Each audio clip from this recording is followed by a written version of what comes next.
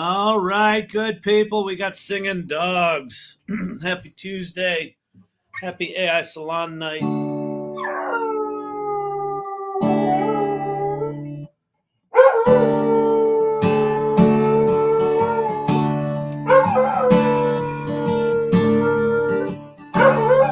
She came on ahead like slow moving going from.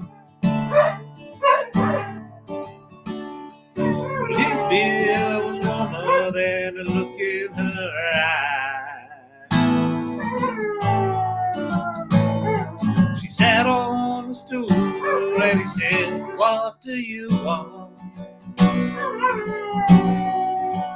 She said, "Give me a love that don't freeze up inside."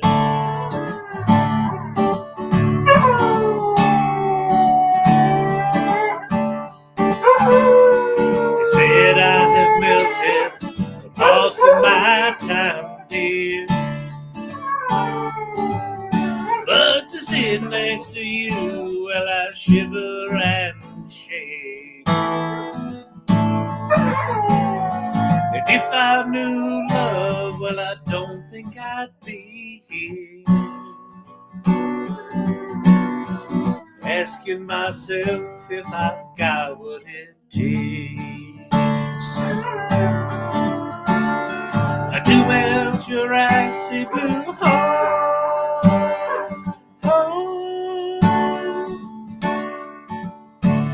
All right, good people, let's get this show on the road. What is happening out in the world? Anything go on today? Oh, I don't know.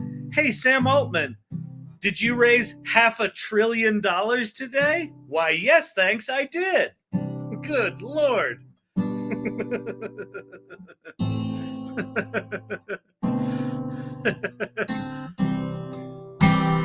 Yeah, Steve, I saw you come into the live at the end there.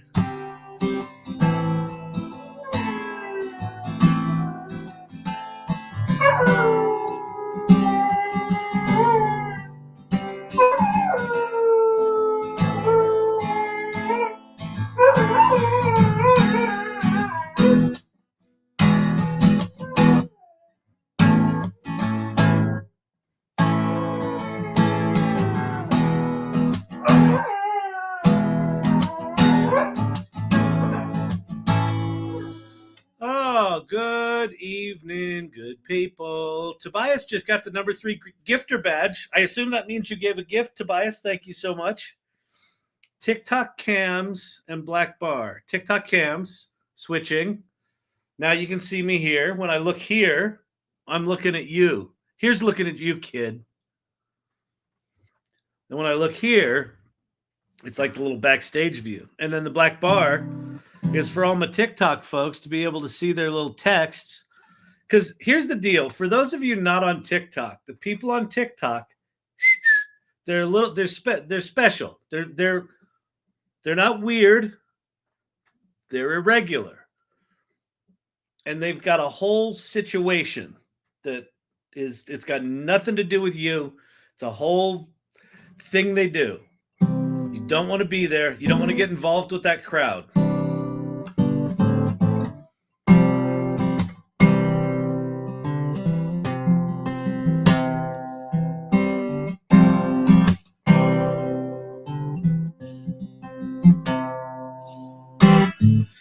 Through a blue telescope, looking at the world tonight. Through a blue telescope, wish I might not see what I see. Sheet metal on sheets of ice. Looking through this blue telescope, down a moonstruck road tonight.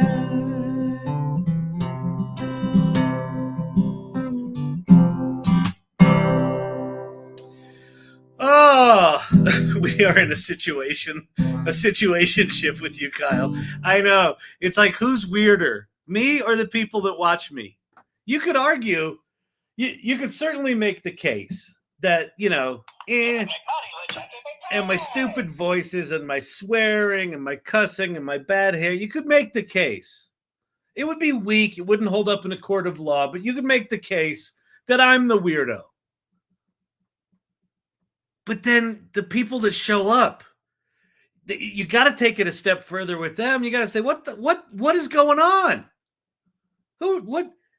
I don't care how weird he is. Why do they keep coming back? Exactly, right? I think there's evidence there. I think you can make a case. You know, I can say, oh, it's just a character. I'm like Jim Carrey without the talent or the laughs or the money, or the looks or the body, but other very similar other than that, in that, you know, he could say, well, that was just a character. It wasn't the real Jim. The real Jim was that weirdo conspiracy theory freak.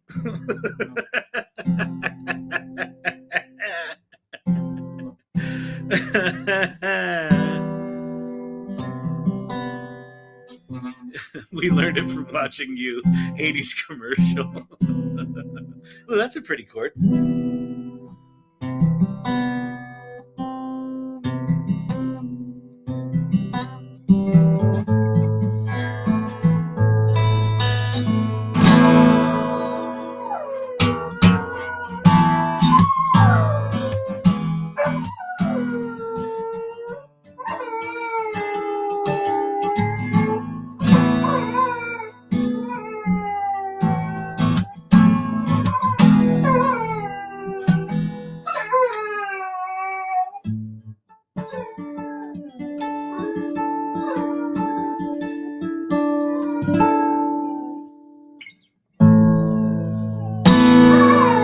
Didn't mean to cause you any sorrow.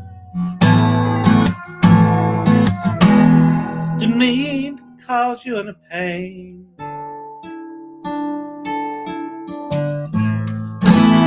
Only one more time to see you laughing. Only want to see you laughing in that purple rain. Purple rain, purple rain. Purple rain, purple rain. Purple rain, purple rain.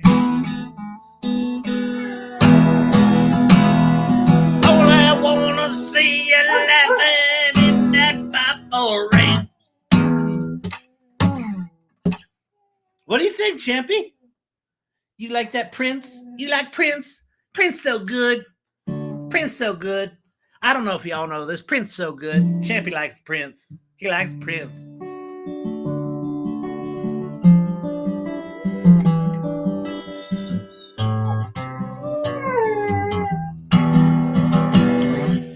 All right. What do you want to talk about tonight? Tonight was a really interesting. We had an AI Salon meeting.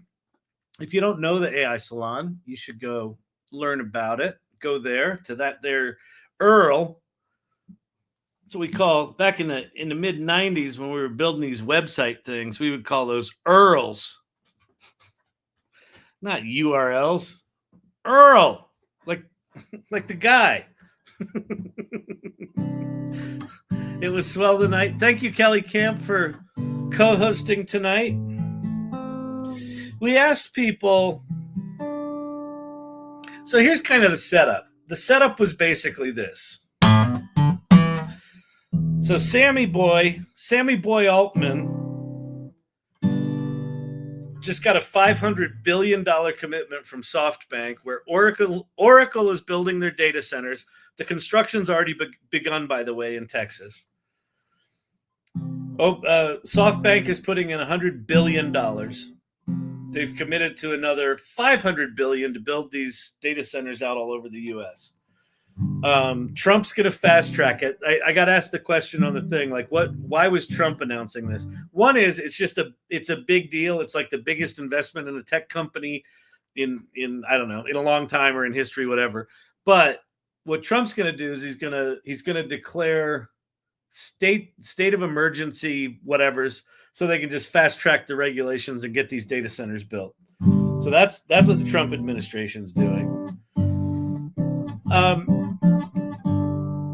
But what that says is all the stuff that OpenAI is figuring out right now, they're going to be able to throw all this compute at it in relatively short order.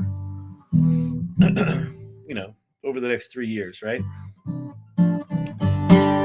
So part of this setup is just things are going to be accelerating from an infrastructure standpoint. $500 billion Stargate, exactly. That's why Sam was at the inauguration. Well, to be clear, all the major tech players, and put it this way, any platform that you're on was represented at the inauguration on the dais, right? So they're all accelerating their shit. Then you combine that with the fact that all of the frontier model companies are kind of figuring out the same shit at the same time.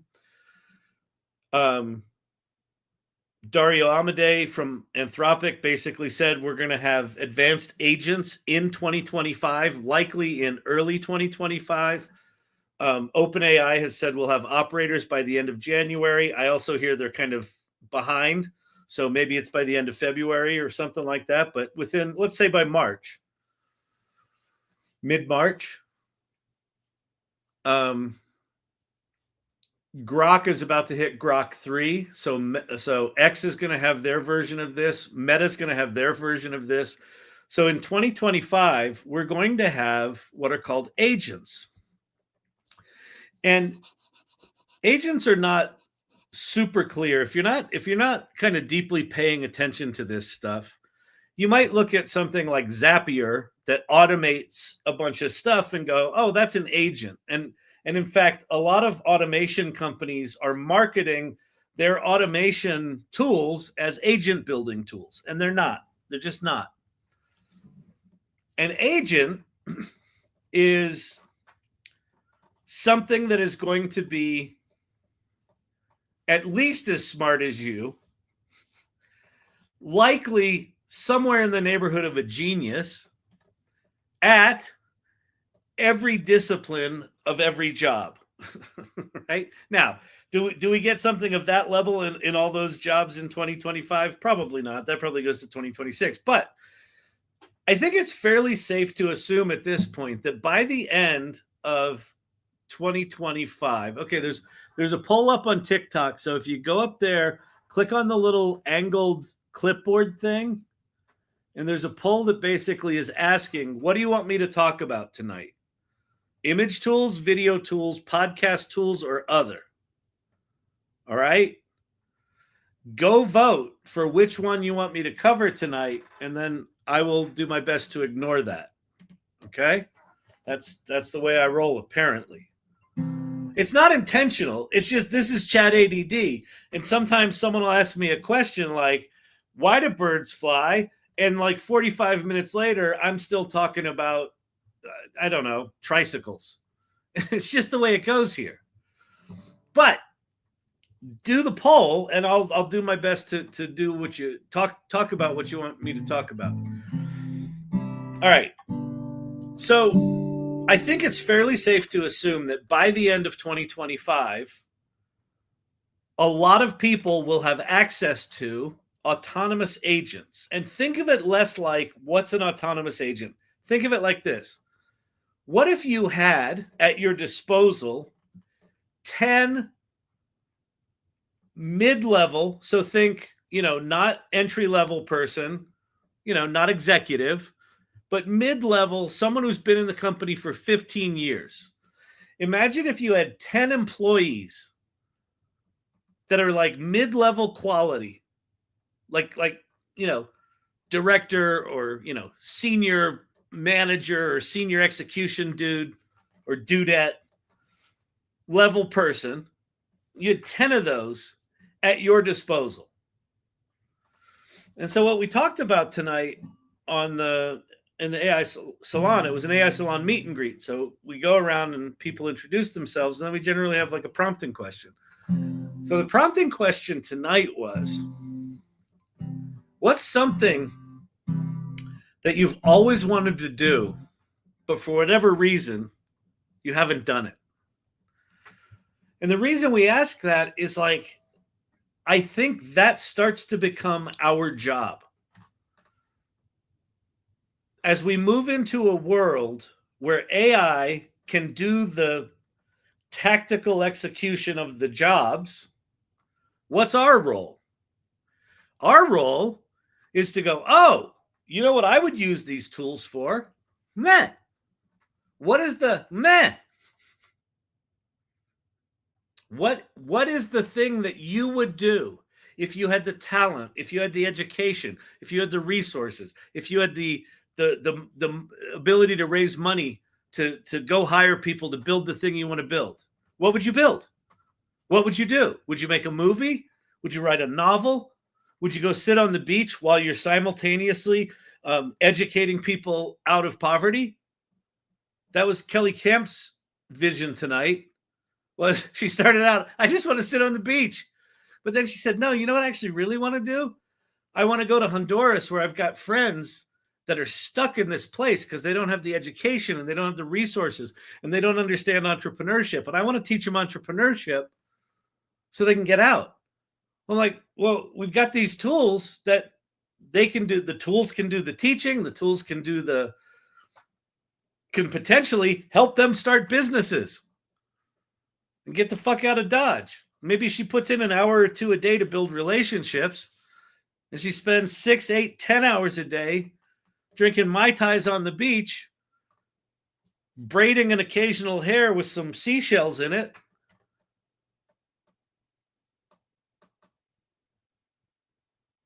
It's something she's thought about since she was little, and it's evolved, and it's this cool little nugget of vision and ambition and make the world a better place. And what was cool tonight was pretty much to a person what people said they would do if they had infinite resources. There were one or two that were like, I'd start a business, I'd do some business stuff. But most of them were like, I'd help people. All right, video tools hit 40%. Okay. Video tools is what it is. There's so much to talk about with video tools too. Hang on.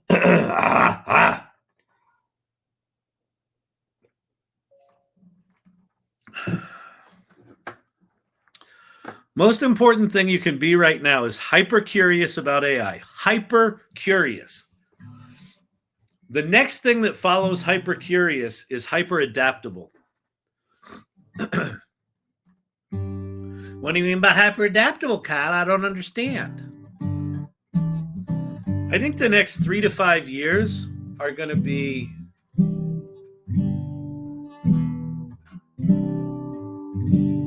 like a profound redefinition of what we do. And just about the time you think you have it figured out, something else is going to happen. It's going to change it.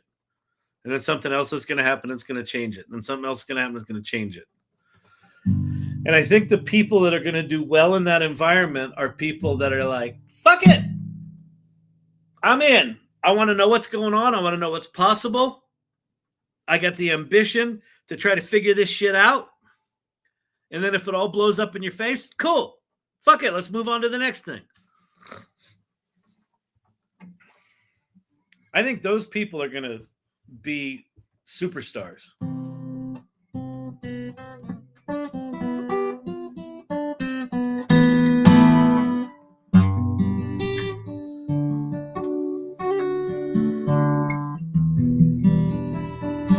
People with critical thinking, people with taste, people with judgment. Ready, fire, aim. Yep.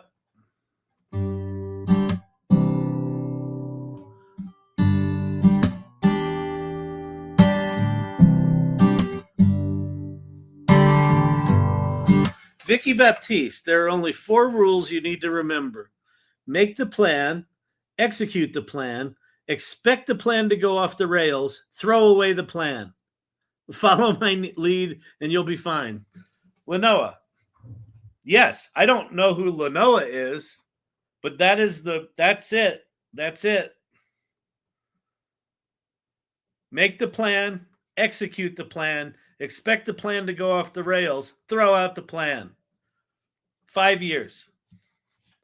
5 years. And then what happens after 5 years? Like, enough people will be assimilated to what's going on that there'll be some buffer. Maybe you can do something for a year or two before you have to reinvent it. You know, and in 20 years, it'll just be what it is. Like, we'll have figured it out 20 years out. But the next 3 years.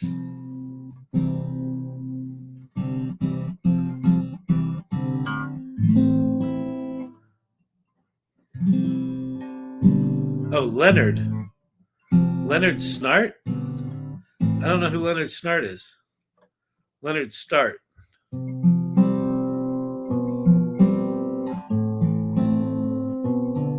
Who's Leonard Start?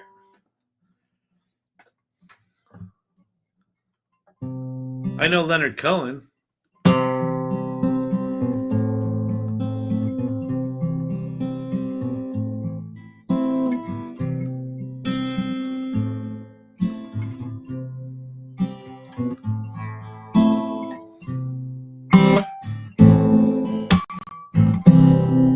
Typing is hard. I don't know Leonard Start. But I like his plan. Have a plan, execute on the plan, expect the plan will fuck up, blow the plan up. It's good. It's solid. I know Leonard Cohen too. It's not who Brandon's quoting. Captain Cold from DC Comics. Oh, okay. Students are telling me that I'm the only class that critical thinking is being taught due to AI. Alan, Mr. Studio, DHJ. If you're in education, you should connect with him. Any educator right now that is not leaning in hard to developing critical thinking in their students is doing a real disservice. Critical thinking is everything right now. Yeah, Source Camp, it's every entrepreneur's roadmap, that thing, but I expect it to be broken every 6 months now instead of every 2 years, 3 years. What's the average length of a startup? Most don't last a year, do they?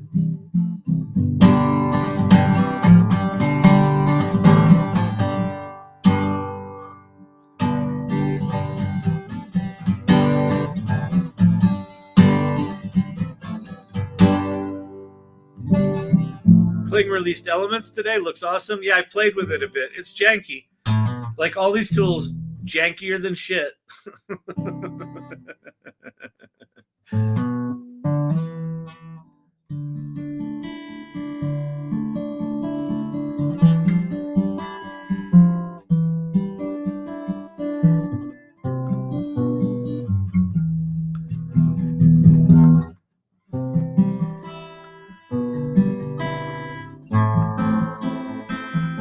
Who's got questions? Who's got questions? Well, if you don't know who I am, you could have that question. My name's Kyle. This is the AI Learning Lab. Talk about AI shit. I think most of you know who I am, or you wouldn't be hanging out here.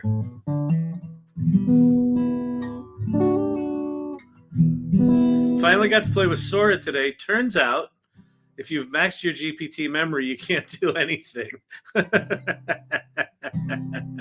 Polly Z, what's up, KS? What's happening, Polly Z? Joker has all kinds of questions. Yeah, but none of your questions you can ask in a public forum, Joker. That's the problem with your questions.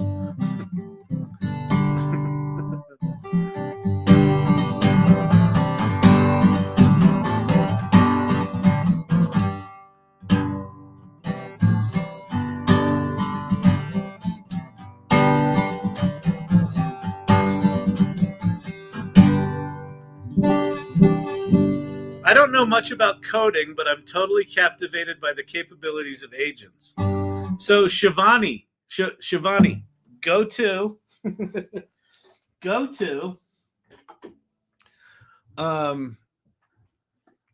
Lovable.dev. Lovable.dev. And I made this app in about 2 hours. I can't code. I have a software company, but I can't code. I'm just the product guy. I'm like the vision guy. I know about software development, but I don't know how to code. But if you go to Lovable.dev, you can just build shit. Like this is an RSS reading news site that's got, different categories of news.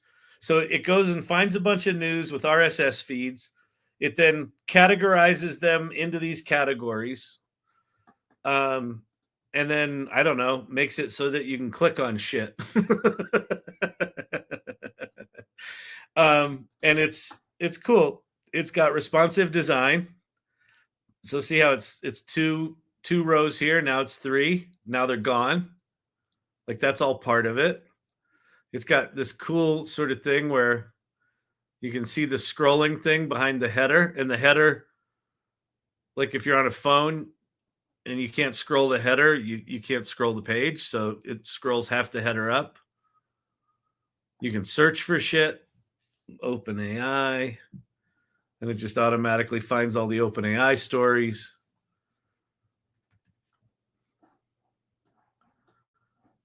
I mean, come on.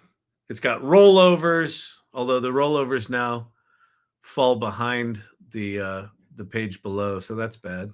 But we can fix that. So go build shit. All right. Have you ever watched Dr. Waku video? He came up to me through Dave Shapiro videos. He has a super interesting AI video with economics behaviorist. I have not watched him. No, I haven't. Dr. Waku. That sounds cool. Perplexity choked on Leonard Start. I think it's Leonard Snart. Is it Snart or Start? It's Snart. Thanks for the info. Yeah, Shivani, just go play with that thing. It'll blow your fucking mind. You literally go in there and you tell it, I want to make an app that does XYZ. And then it'll make it. And then you're like, well, no, it doesn't do this. And then it'll fix that. And then you're like, yeah, but when you fix that, you broke this. And then, right? And so it's just, there's a really funny video I saw today. Hang on. I wonder if I can find it. Coding apps.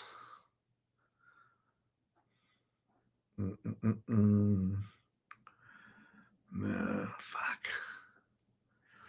There was a funny meme today. A guy put out. He goes, "What it's like coding with cursor and coding apps," and it was just like a row of old people at slot machines in Vegas, just like quickly tapping the buttons. And that's totally what it's like. You just go in there, like, to get the corner radiuses of these buttons to be like this. They were super round before, and then I said make them less round, and it made them pointy. And then, like, I must have done, I don't know, a fucking dozen iterations of this app just to get this corner radius right. And then there was like information design in each one of these cells, and there was the color coding of the cells and what information I wanted where. But like, you just ask for it, and then eventually you run out of tokens. but it's pretty slick. Like this little scrolling behavior where I can scroll the whole page up until the point where these things hit the top, and then they whatever it's called, they stick, and then the bottom just keeps scrolling. Like that's just all. It just did that. It's super legitimate. How AI will affect the world economy. Oh wait, it seems super legitimate. Oh, I see the video. Okay, cool. He has a PhD in computer security. Interesting. Bolt.diy is the best one, and blackbox.ai, but you need APIs for the LLMs. Yeah, I mean, the thing about Lovable is you don't need to set up back-end coding environments. You don't need to set up databases. It just does it all. So if you're a coder, if you understand coding, then go use something like Cursor or Bolt. But if you're not, if you just want to make a web app that works, just go to Lovable. Getlazy.ai is another one. Yep, that's right. All right, let's see. Let me go unshare and reshare. What am I looking for? I am looking for this, right? Yeah.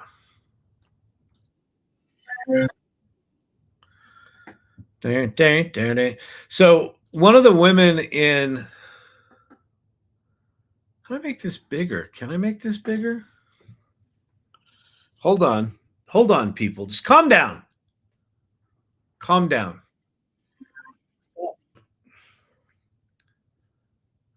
How do I?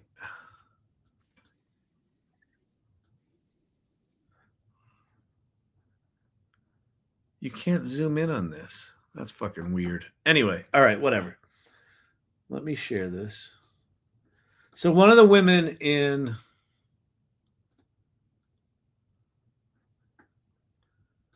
AI Salon is a woman named Joy Purdy. I don't know if Joy's here tonight.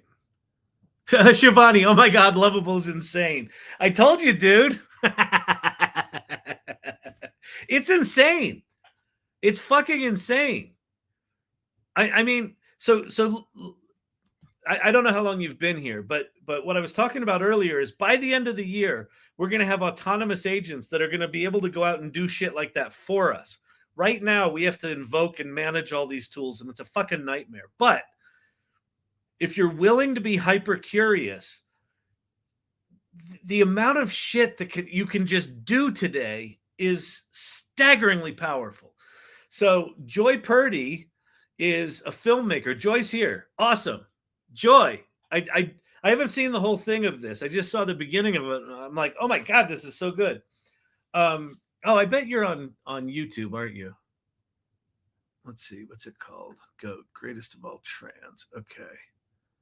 I bet this is on. I bet it's on YouTube, and then we can see it over there. Why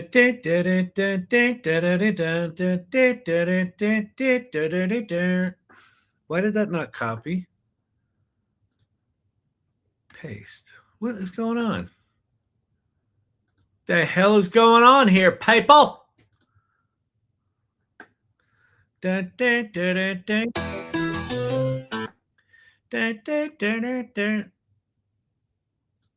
Copy. Go over here. Paste. There we go. Boom.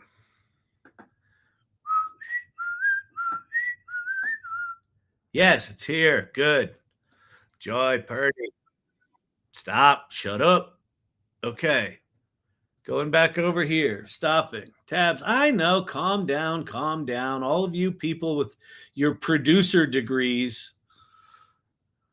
You're like, I have a degree in this. I'm like, I know. I understand how this works. Okay.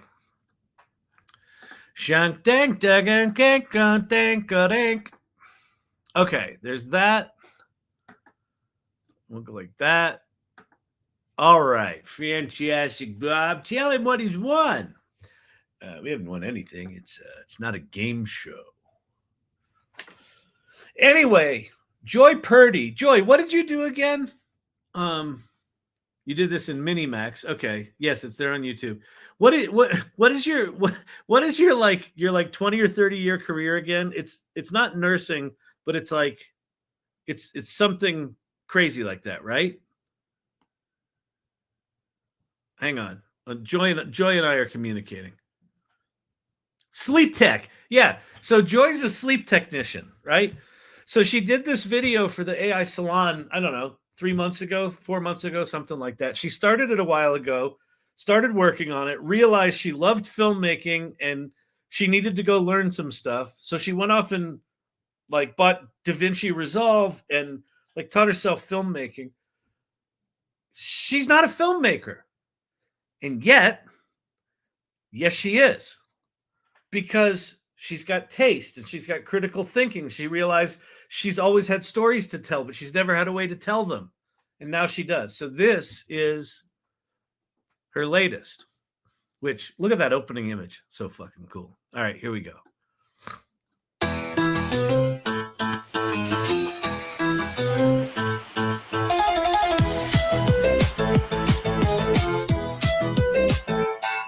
In a world where everyone's so basic, they side-eye those who dare to make it. I live out loud, they'll know my name. I'll flex my fame, stay in your lane. Amidst the shade and all the hate, I'm vibing high, won't take the bait.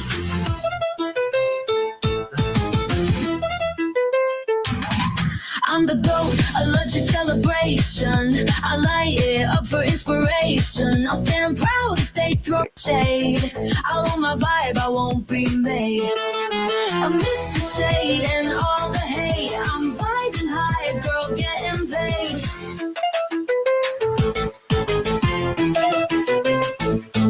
They try to roast me, say I'm sus, but I'm too fire, can't mess with us.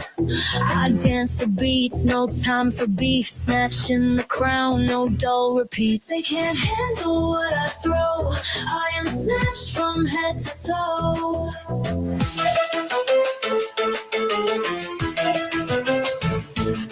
I'm the GOAT, a legend celebration. I light it up for inspiration. I'll stand proud if they throw shade. I'll own my vibe, I won't be made. Amidst the shade and all the hate, I'm vibing higher, girl, getting laid.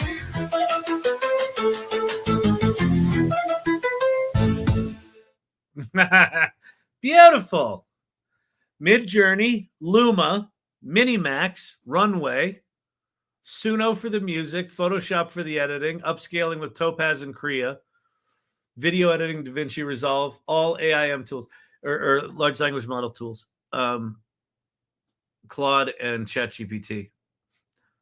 Now, I got to say that this is actually really generous of Joy to put the credits in here. These are the tools she used. So you want to go figure this shit out? You get hyper curious and you go start playing.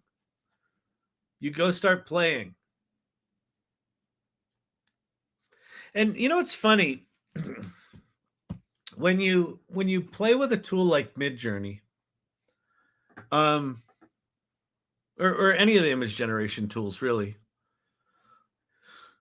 But when you play with tools like this, like this was a style reference I found on Twitter, and I did it with my little classic muscle car thing. But it's got like I love that look and feel. Like it feels like a 70s beach poster, you know. Pin from Joy. I spent most of my time writing the lyrics. Love the lyrics. Spent most of my time writing the lyrics. But the way this works is so good, isn't it? So congratulations, Joy. It's just absolutely wonderful. But the way this works is if you haven't done a lot with generative AI, if you're sitting on it from the outside, what it feels like is someone pushed a button and out squirted that video. No. Joy had some idea in her head, or even crazier sometimes, is like you can do stuff in Midjourney. Like, let me show you. So, oh, wait, I'm not sharing. Let me show you Midjourney here for a second.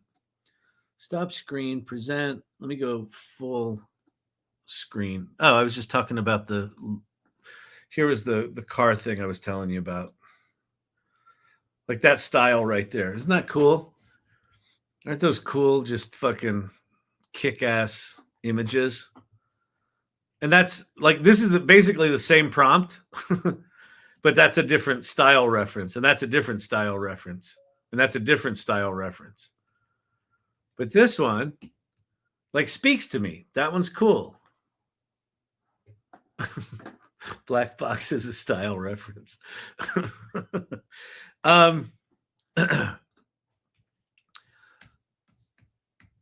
So these are super cool. So one of the things that can happen with something like Midjourney is maybe you don't have a clear vision about what you want. And so you can just let it do its thing. So we might do something like this. We'll say cognitive hyper abundance. That's a phrase that David Shapiro has been talking about, that like this is the era we're entering, is an era where we're all augmented to the point that human brains are the bottleneck to innovation. So we just give it up. We let the machines go innovate. We direct them, but he calls that cognitive hyperabundance. All right. So let's just see what Midjourney thinks of that phrase. And then we'll go --SREF, which stands for style reference. The -- says, I want you to use this tool. And the tool is a style reference. And then rather than a specific one, we're just going to put random. And then I'm going to copy this. And we're going to do these as 16:9 landscape. And I'm going to put stylization to 0 because we just want to see what the references look like. And so I'm going to go boom. Then I'm going to click on the title. And I'm going to go in here and I'm going to go paste sref random. Oops, I got to put a space in there. I didn't copy the space because I'm a loser, baby. Bang. Click on the title. Paste. Oh, it's I got to add the space apparently. Click on the title, add the space, paste, boom. Click on the title, add the space, paste, boom. And now we can just go down and we can just start looking at these things. All right. You may love that. I hate that. I think that's awful. All right. Let's see the next one. All right. Fine. Whatever. Hate it. That's kind of cool. That's kind of an interesting style. And you'll notice we now have here for this one, we have a style reference with this actual number. And if I click on it, I get that. So rather than cognitive hyperabundance, why don't I put optimism?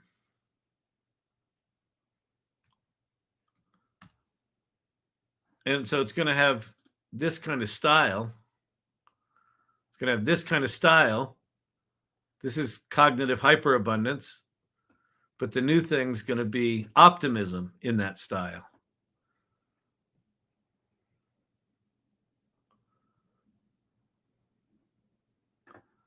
And then maybe you're like, I fucking love that fish. Or maybe you're like, hey, this looks like a book that I would like to do. Or a music video. So you can kind of surf the latent space is what they call it. You can surf sort of all the different crazy looks and feels that are in here by just sort of randomly invoking them and just pull it up until you're happy with it. Find something you like and go. Like, these are amazing. Love that. Let's upscale that one. See how that thing looks upscaled, because I bet it's going to look fucking sweet. A book will be nice. You mentioned credits on the music video. How do you guys deal with credits when you use AI? Okay, Shivani, here's the deal. Here's the deal with video tools right now. They are all ridiculously fucking expensive. So, because we're early, most of these video companies have what's called a creative partner program. Joy's in a couple of them. I'm in a couple of them. Kelly Bosch is in. Like, you can apply for the creative partner program. If you get accepted into the creative partner program, like Runway, the reason I got accepted into the creative partner program for Runway was I made a comment on a Runway video that the CEO commented on, and then I interacted with him a little bit and I DM'd him and I said, let me into the program. And he did. So like, you got to be clever, but you got to apply for all the creative partner programs. And then they'll give you, like, Runway gives you like 1 million credits and you get access to new tools and shit like that. So that's the real answer to the question is you figure out a way to not have to pay for your credits. The video tools right now are so janky, all of them, to a tool, They're just not great. But if you can get your head around a tool and start to get good at it and figure out how to navigate back and forth between making images as your base image and making videos, it can be really, really powerful.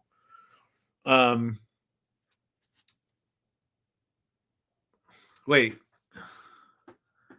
what's it mean? I think they mean the Joy's end credits, like attribution. Wait, what did you actually mean? Did you? Oh, you didn't mean credits like credits. You meant like these credits. What about these credits?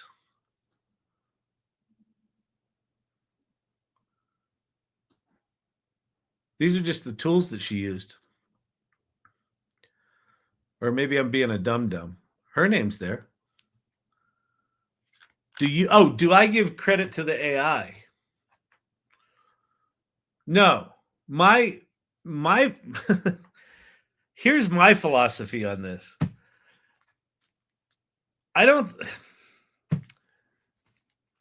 We're in a really funny stage of AI right now. Everyone's trying to figure this shit out. What Joy is doing here is actually very, very generous. In my opinion, she doesn't have to do this. What she's doing here is she's giving anyone who likes this the keys to at least know what tools she's using. Now, will they be able to replicate what she did? No, because they won't have her vision, they won't have her taste, they won't have her critical thinking, they won't use her exact, tools, but it at least gives you a start. It's my opinion that if you produce something that is creatively sound, you have the choice whether or not you want to tell anyone how you made that. Like there's this whole sort of narrative right now about, well, is something AI made or not? Whose fucking business is it if it's AI made?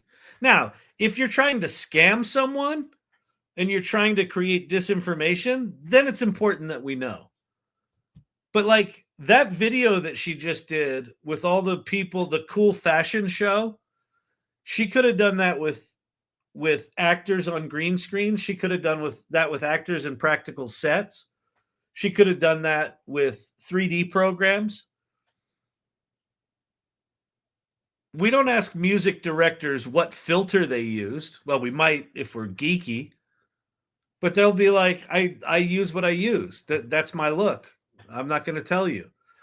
I think it's perfectly appropriate to not tell anyone what credits you used. Like, it's none of their business. I'm willing to put my name on a piece of creative work. Who cares how I made it? When you write an email, do you disclose that you used Grammarly to fix your sentences because you were, fucking around during English class in 10th grade? Yeah, this is one of the things we talk about in the AI Salon is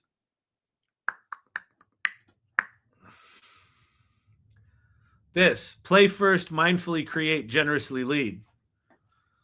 Joy played, figured out how to use all these tools. Then she said, I've got some stories I want to tell, mindfully created. And then, because she's cool and generous, she's generously leading and sharing how she did stuff in the salon, putting that on YouTube, putting the tools she used in the credits. That's pretty bitchin'. I write in Word, and I would not give credit to Microsoft Word. Exactly. So, let me show you another thing about Midjourney.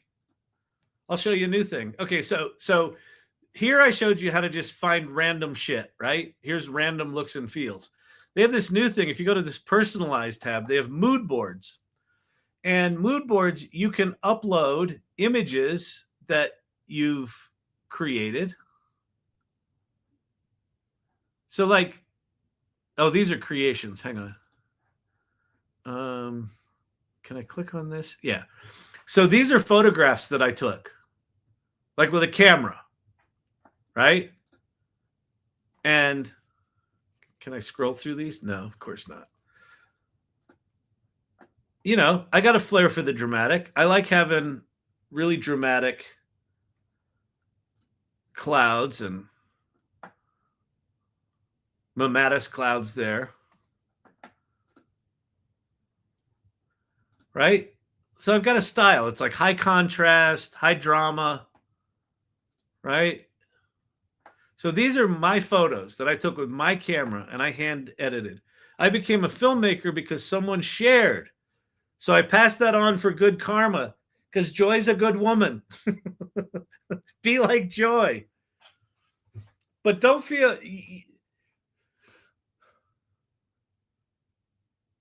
Here's my strong advice. Joy credits the tools in there as a gift to other AI creators, not as an apology for having used AI tools. There's a big difference. It is my strong, deep, deep opinion. Do not fucking apologize for using AI to express yourself. Like, it's no different than using Microsoft Word to express yourself. Why would anyone care? They wouldn't. The only reason they care about AI is people are afraid of it. They're freaked out by it. But it's the same shit. It's a tool. All right. Anyway, back to mood boards. So I took all these pretty pictures. This is now a mood board that I can now, if I scroll down here, I got my little skies. I say copy code, and then I can say sunset over the mighty Mississippi River in Louisiana.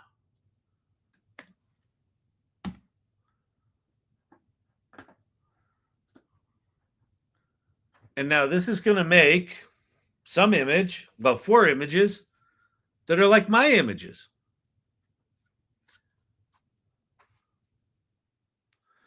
Wait, that's correct, but I do appreciate the tools and the development professionals. Yeah, exactly. Thank you, man. I wish I could stay on tonight, but I got to run. I always get nuggets from you. Good. Thank you. I appreciate the kind words. So look, so here's things that are not my photos, but they feel really familiar to me. And like, they're not quite right, you know?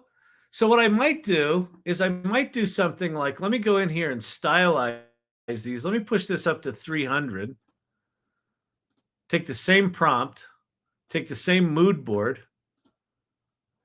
and see if I can get them a little more funky. Because these are a little tame. These are a little like postcards you'd get at the Appalachia Bridge Overpass Museum.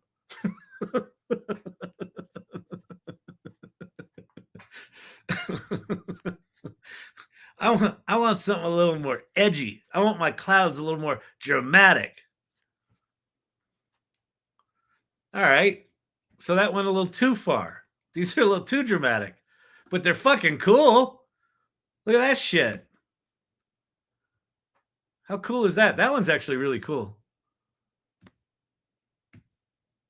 You know, and sometimes that's what shit looks like. So let's go back in.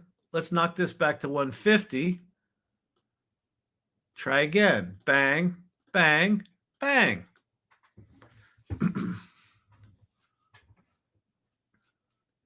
300 stylize. If you go to you click on the little tools over here to the right, this is where you change aspect ratio. You could add in weirdness. 300 stylization.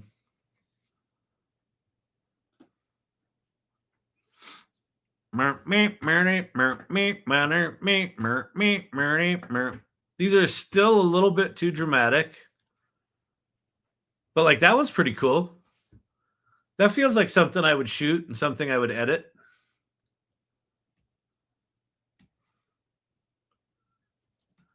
Now, here's a cool new thing you can do. Check this out. Go back to personalize. I can take the code from my skies, and then I've got another thing here, which is my street street photography, which also kind of has some dramatic skies. What's that? Is that broken? No, that's that. That's one of my favorite photos. So I can combine these. So there I've got one. Now I'm going to add this code. And then I'm going to add in, that's black and white street photography. All right, we'll add in all three of these. So now I've got 3 mood boards in here. Midjourney just added this today. So we'll do,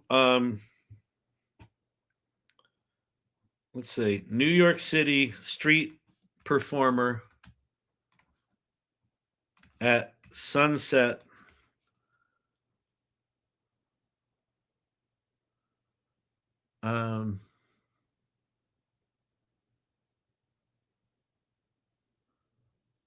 Downtown.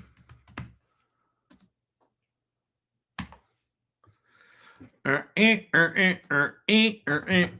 now this is going to mash up my skies, my street signs, and my black and white people photography. Is it going to be any good? I don't know.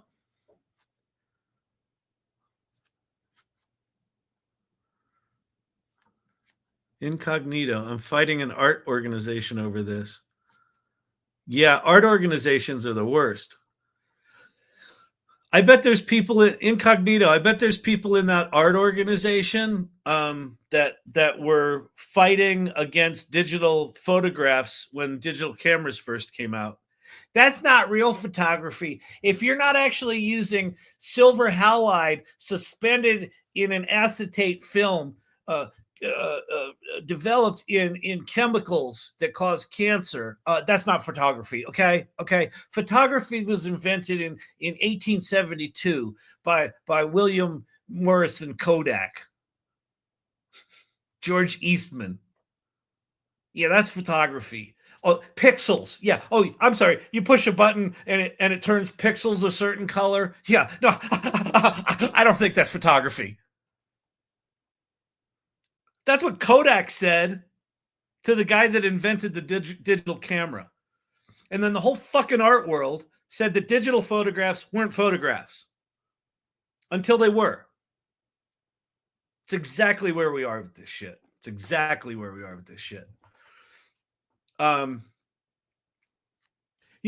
back to the 80s with sampling music. Well, that's not real music. They're just sampling. They're just stealing other people's music. Right? They had to deal with the rights and the attribution and all that stuff. That took whatever it took, a decade, 15, 20 years to get that worked out, but they got it worked out. Same thing will happen here. We'll figure out attribution. We'll figure out compensation. But it's just another fucking tool. But look at these,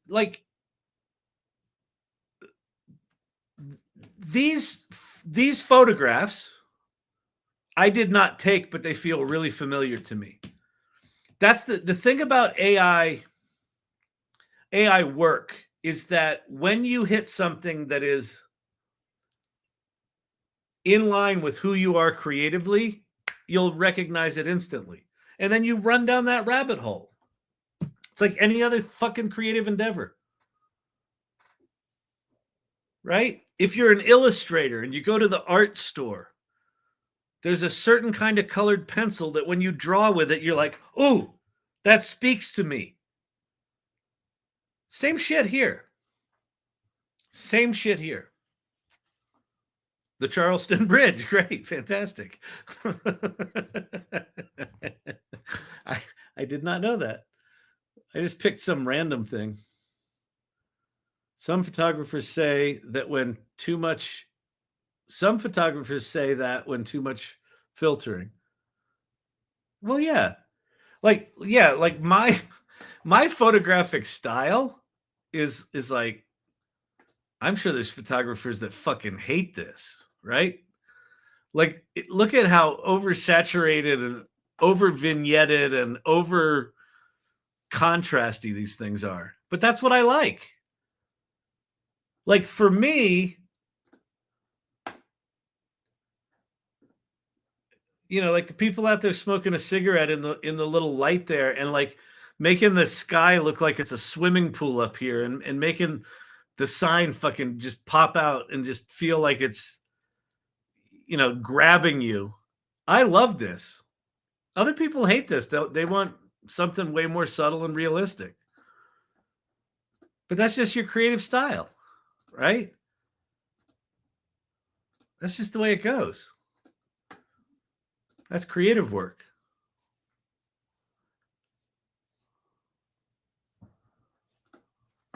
Anyway.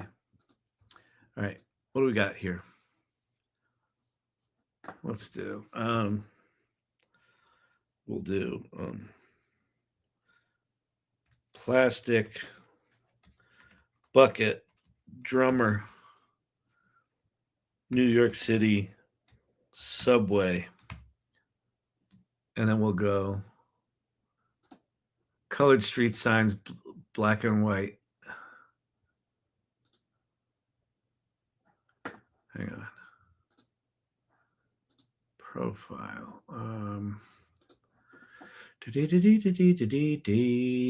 Copy code. There we go.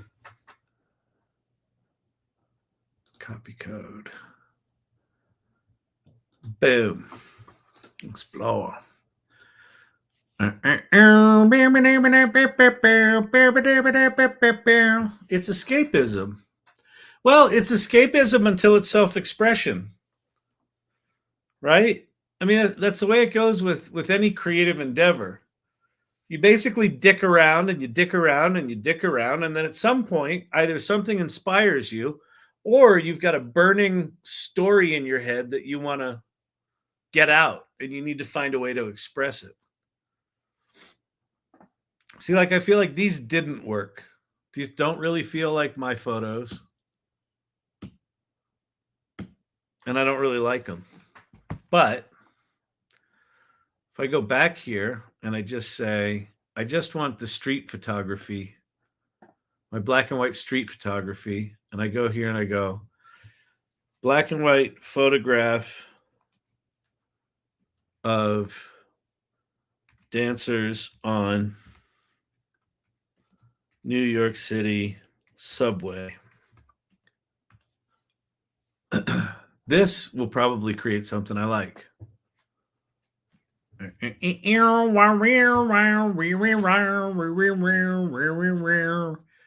for sure. HDR has a good place, but it's not in real estate pictures taken at noon. No, exactly. Yeah, no, mine are over HDR'd for sure.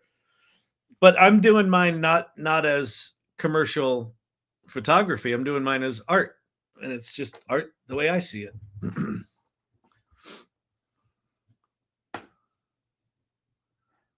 See, this feels like something I would take. That feels like something I would take. That doesn't. That sort of does. But that feels like me. Like, look at that.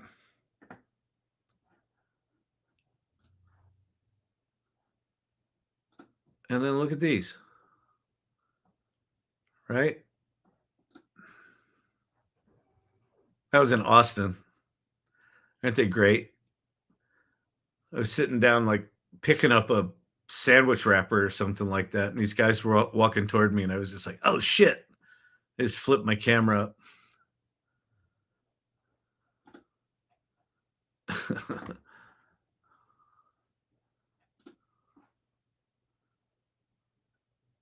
Airport fight.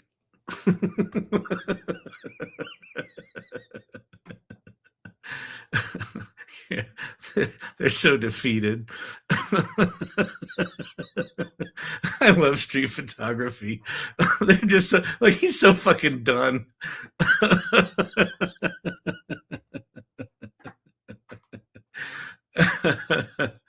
Oh man. Oh, she busted me. She's like, you are not taking our picture.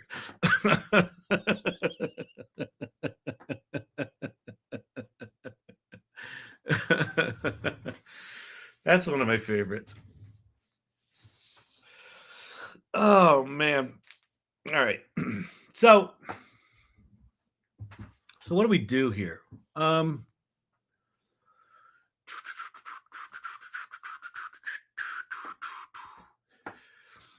So here I am at Kling. So Kling's a video tool. They just added this new thing. If you go to image to video,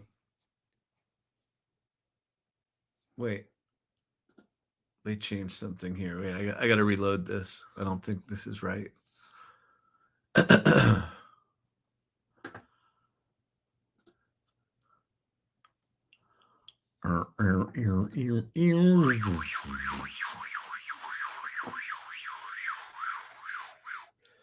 Did anyone notice the message changed inside TikTok? I'm in beta mode. I did not notice that. Okay, so Kling now has this thing called elements. So if I go to image to video, I can either do frames where I can start with a starting frame. So here's, oh, let's not do that one.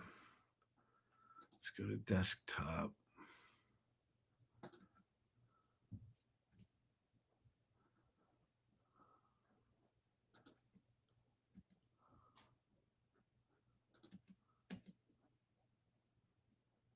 All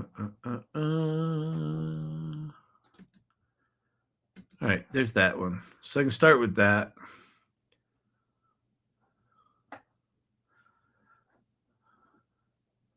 And so see, it's got a start frame, and then I could grab an end frame. So maybe in Midjourney, I start with that image, and then I have another image of it way farther along, right? You know, into the factory. But you can also just put a start image, and then you can describe it.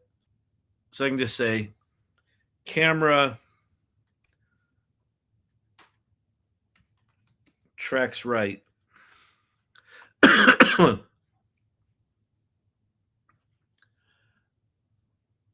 You can put in negative prompts, like I don't want it doing whatever. And then you just say generate, and so off it'll go. But they've now added this new thing called elements. And elements, I can add in 4 different images. So if I go look for Kyle,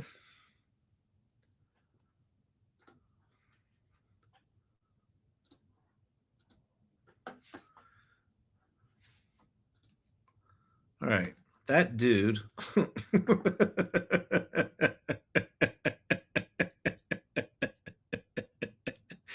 We're going to do that dude in that place. We'll just do those 2 things. So then I'm going to say, all right, I'm going to say, man humorously walks through an abandoned factory, passing an orange car. I haven't done this very much. This is one of those things where to learn to use this tool well, I'm going to say orange muscle car because I haven't had good luck with this so far. But it will look like that dude that sort of looks like me. So we'll say generate that. We're thrilled by our overwhelming response for you guys wanting to use our tool. Estimated wait time, 10 minutes. Okay, so that's that. So this is Kling. So klingai.com is one of the better tools. The kind of the more famous one right now is RunwayML. There's all sorts of things you can do in it. However, it's got this new thing called frames, which is still images. So like here's some still images that you can take any one of these. So these were generated inside Runway. So I can take any one of these. And I can say use. And I'm going to use it for a video.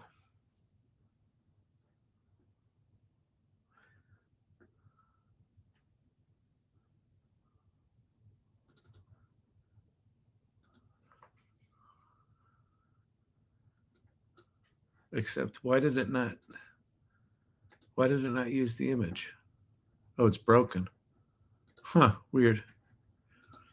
All right, let's go out. Let's go out and come back in.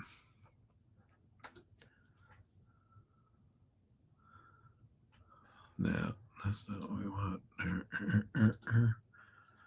Luminous planetary. Here we go. This is good. No, this is broken too. What the fuck, Runway? These are all broken. What's going on, man? I bet I got to re-log in. See, us tab hoarders. We just leave shit running. It pisses the rest of you off. Okay. Yeah, that's what I needed to do. All right. So I'm going to use this now. Now it'll show up. Okay. So there we go. So now I can go jellyfish float in the waves elegantly. And we'll do 5 seconds. I don't need to do 10 seconds. And then I think that just plops it down here at the bottom. So now it's in queue. And this is basically how it goes with these tools. You do a lot of waiting. Oh, is this done? All right, here we go. That's not what I asked it to do, but it's fine, except the wheels are not rolling. It's like, God damn it. The front wheels are not turning. The back wheels are not rolling. It's on a weird angle. It's like it was in an accident in 1974. Physics, my ass. This is what's called prompt coherence. What I asked for was camera track right, which is this, right? The camera going across the back of the car. What's it doing? The car's running through the factory. That's bad prompt coherence. All right, here's our runway jellyfish. Let's see if this is any good. No, it's not. It's bad. It's bad. And here's one of the problems with it. This, I'm sure you feel like this, Pate, with coding, where it's like you spend a lot of money to generate cycles of shit that it's just literally not usable. So like what I would do in this case is I'd be like, okay, the starting image has got to be way more realistic, and it can't, these things can't feel like they're floating above the water, or it will put them above the water like it did here. So, but anyway, that's how you do it. I mean, this one came out pretty good. This is 10 seconds of a nice tracking shot in a crystal cave.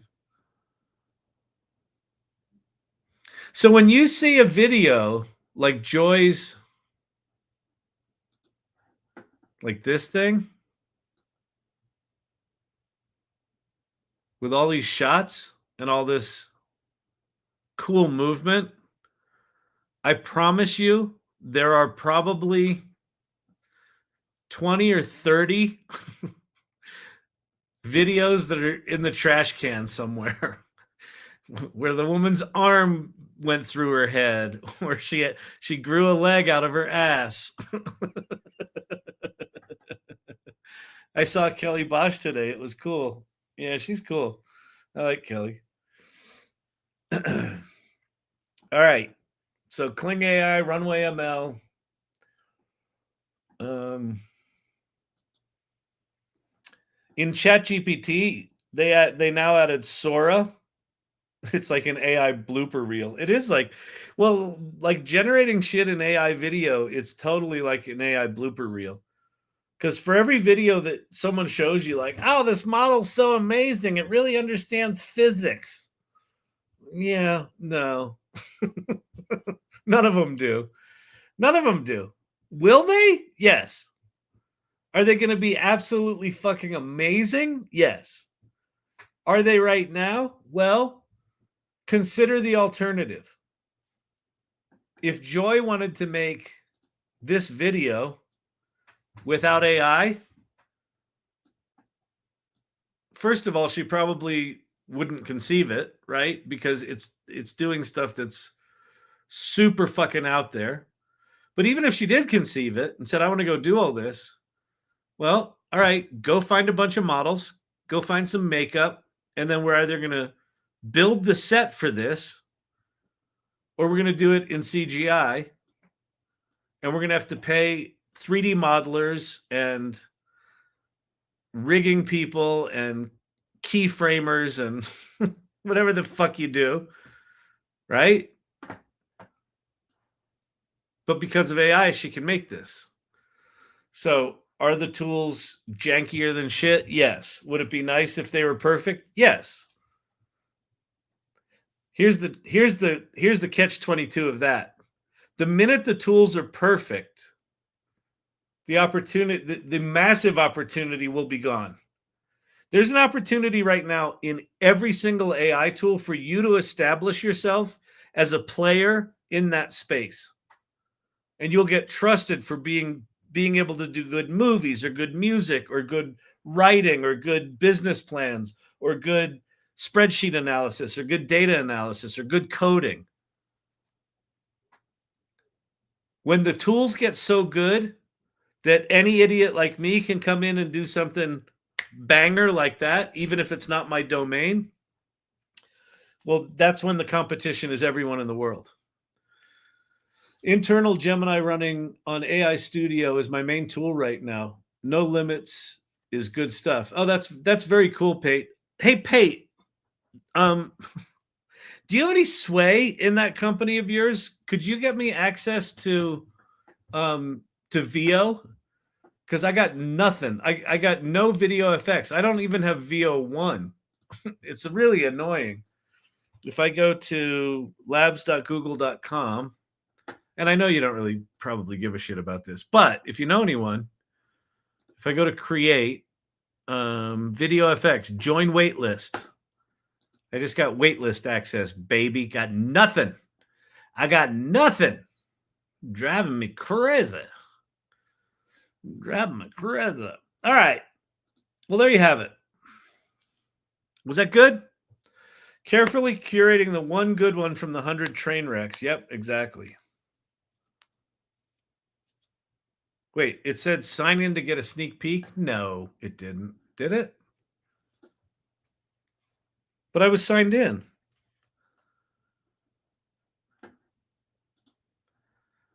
Labs. Video effects. Join waitlist. Sign in to get a sneak peek. Yeah. See, I'm signed in up here. And that's my individual account. So it should be there. But I can. Let me switch out. Sign out. Sign in. You don't have to do that. I'm not typing anything. Sign in. Me. Nothing. Nothing, honey. Anyway. That page is janky for VO. Is there another place I can get to VO, Pate, that you know of? I have no pull. I could look to see if there's a way to apply for access internally. Yeah, if you'd be willing to. I mean, if there's anyone you could talk to or something you could do, you could say, like, my intent is to demo this to this community. Like, that's why I want access to it. If you could only buy one AI tool to start out with, which one would you buy? ChatGPT, by far. Because ChatGPT, you can do data analysis, you can do advanced voice where you can talk to it, it can see, you can upload images to it, which it can analyze and interpret. It codes, it makes images. You now get access to Sora. It makes videos. The only thing it doesn't make is music right now.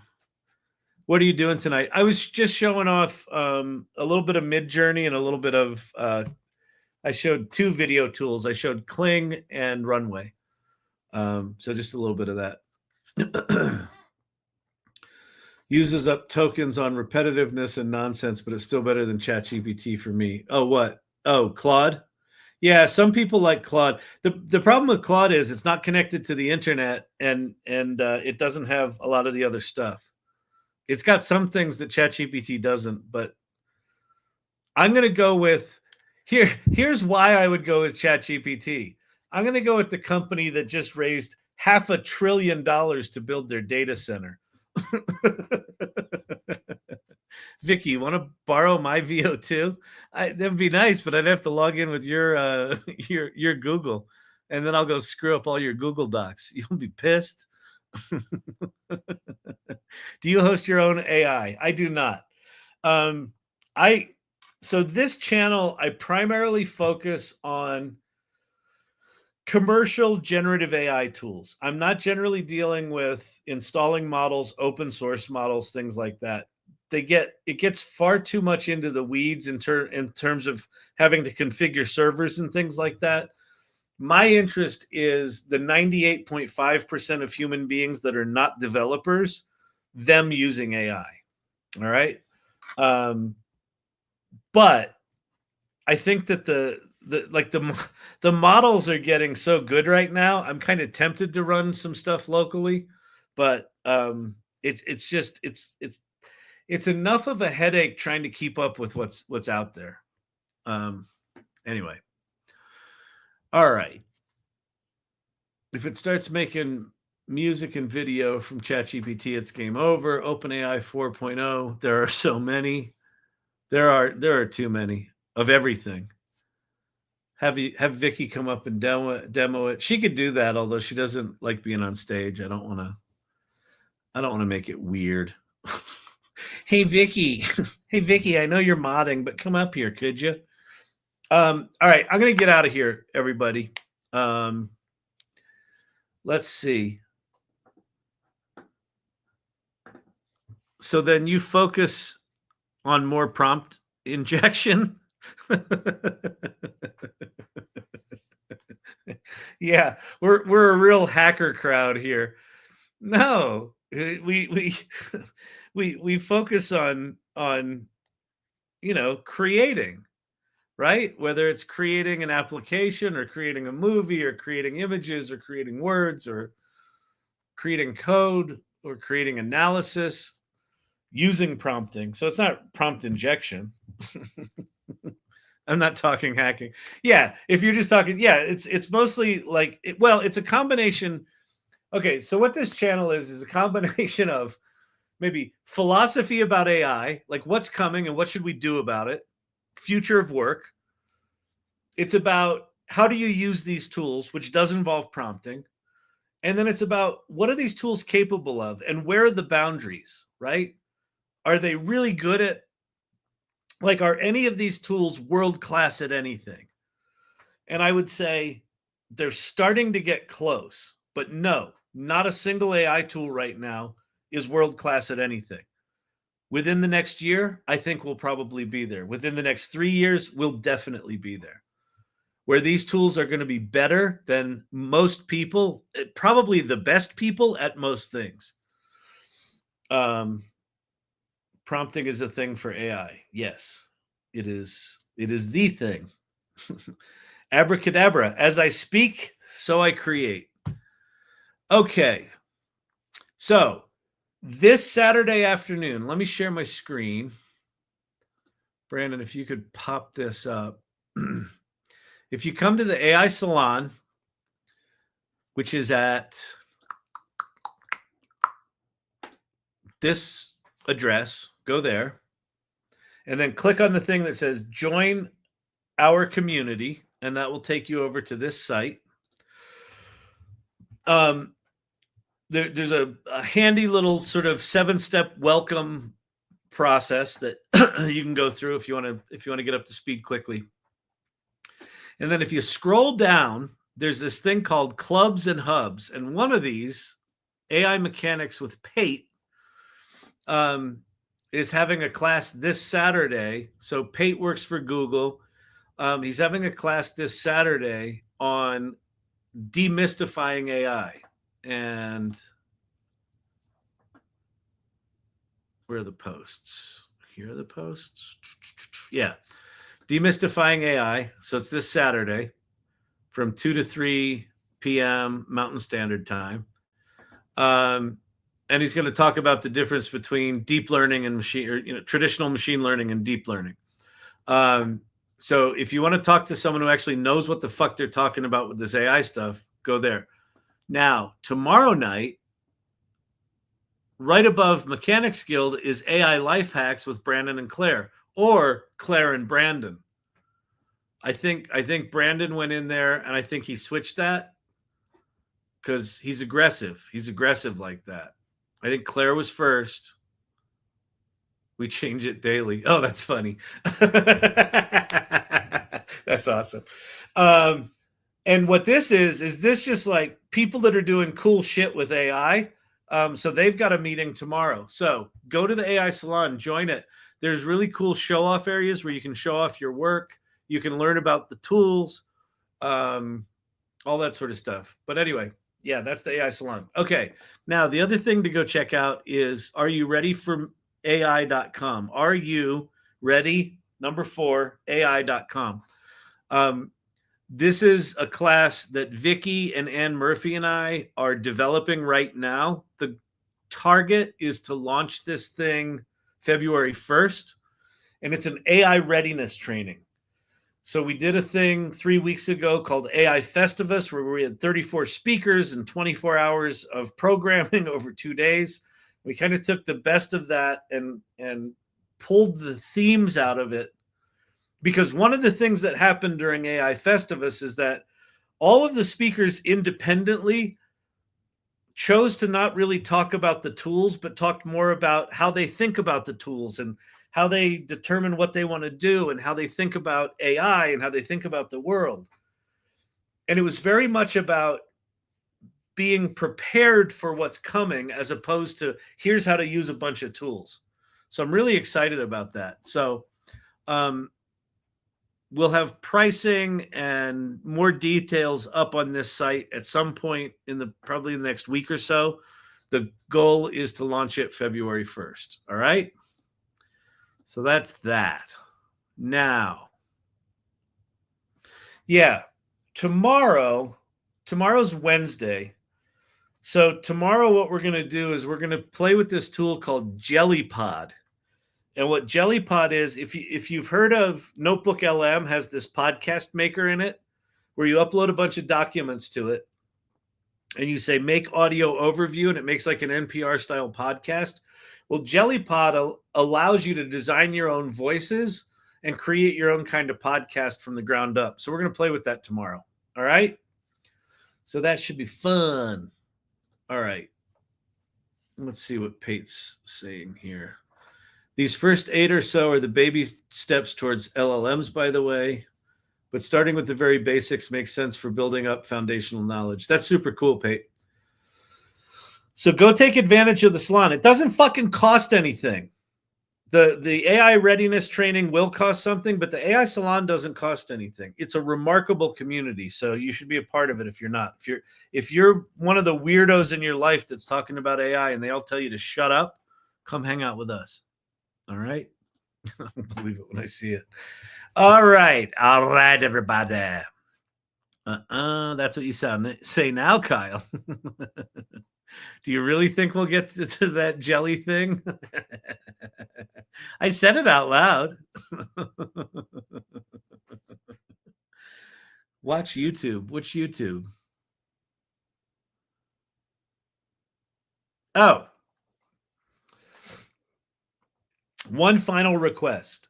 If you're on YouTube right now, or even if you're on X or TikTok, I need subscribers on my YouTube channel or on the AI Learning Lab YouTube channel, and I need views. The YouTube channel is Learning Lab-AI. If you're not subscribed, please go subscribe. And then if you are subscribed, please go find a video and hit the play button. Or better yet, find a playlist and hit the play button and then just go to bed. No, but you can also watch the compelling, fantastic, eye-opening, earth-shattering content that is the AI Learning Lab YouTube channel. Or just hit play and go to bed. Either one's fine with me. We're trying to get our views up. All right. Edwin, we all do, man. I know. What, hit play and go to bed? I know. I'm better than what's the sleep drug that gives everyone hallucinations? Oh, good lordy, good lordy. Why are you FaceTime? Wait, why are you FaceTime yourself? I don't know what you mean. Oh, like what? Oh, because I'm simulcasting on YouTube, LinkedIn, and X on that camera, and then I am live streaming on TikTok on this camera because TikTok fucking went away. So I have YouTube as a backup. So I'm doing both. And so it's just stupid. All right, everybody. I'm getting out of here. So I'll see you tomorrow night, 8 p.m. Same bat time, same bat place. 8 p.m. tomorrow. We'll do Jellypod, I promise. TikTok wants romper room. Fine. We'll give TikTok what they want tonight. My voice is going, but okay. YouTube, LinkedIn, X. Love ya. Subscribe. Do all the shit. I just say hi to me if you want. Whatever. Peace. All right. TikTok.